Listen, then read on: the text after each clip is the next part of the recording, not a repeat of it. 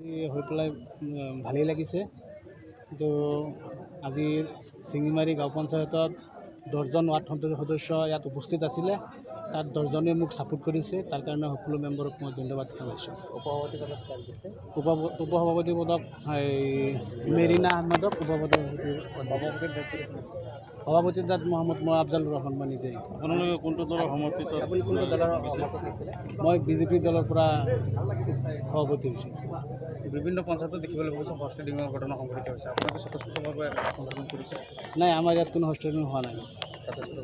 যথেষ্টভাৱে আমাৰ 10টা ৱাৰ্ড মেম্বাৰে মোক ছাপোৰ্ট কৰি কোনো বিনা প্ৰতিদ্বন্দ্বীৰে মোক সভাপতি বনাইছে। যিহেতু ৰাইজে আপোনাক ভোট দি বনাইছে, ৰাইজে ভোট দি বনাইছে। প্ৰথম কি কাম হ'ব? না, পঞ্চায়ততো উন্নয়নমূলক কাম যিবিলাক আছে চব হ'ব। উন্নয়নমূলক ৰাস্তা ঘাটৰ যি অসুবিধা আছে চব আমি মানে দুৰ্নীতিমুক্ত এটা পঞ্চায়ত বনাম। ৰাইজলৈ কি সপোন? নাই, ৰাইজৰ যিমানখিনি উন্নয়নমূলক কাম আছে সেইখিনি গোটেইখিনি কাম হ'ব। ৰাইজৰ লগত আমি প্ৰতিশ্ৰুতি আগতেই দিছোঁ। এতিয়াও কৈছোঁ যে দুৰ্নীতিমুক্ত পঞ্চায়ত হ'ব আৰু তাত মানে কোনো অসুবিধা নহয়। পূৰ্বতে যদি কংগ্ৰেছৰ দখলত আছিলে, প্ৰথমবাৰৰ বাবে আপুনি বিজেপিলৈ আনিলে। ইয়াত এটা কথা আছে, আজি ভাৰত স্বাধীন হোৱাৰ পাছৰ পৰা আমাৰ চিঙিমাৰী গাঁও পঞ্চায়তত কংগ্ৰেছৰ দখলত আছিলে। আজি আমি বহুত দিনৰ কষ্টৰ মূৰত আজি বিজেপিয়ে হৈ সভাপতি হিচাপে আমাক নিৰ্বাচিত কৰিছে। ৰাইজে এটা সপোন লৈ সেইখিনি ৰাইজৰ সপোন আমি পূৰা কৰিম বুলি আমি ৰাইজক প্ৰতিশ্ৰুতি দিছোঁ। কোন দলৰ সমৰ্থিত আছে? বিজেপি দলৰ।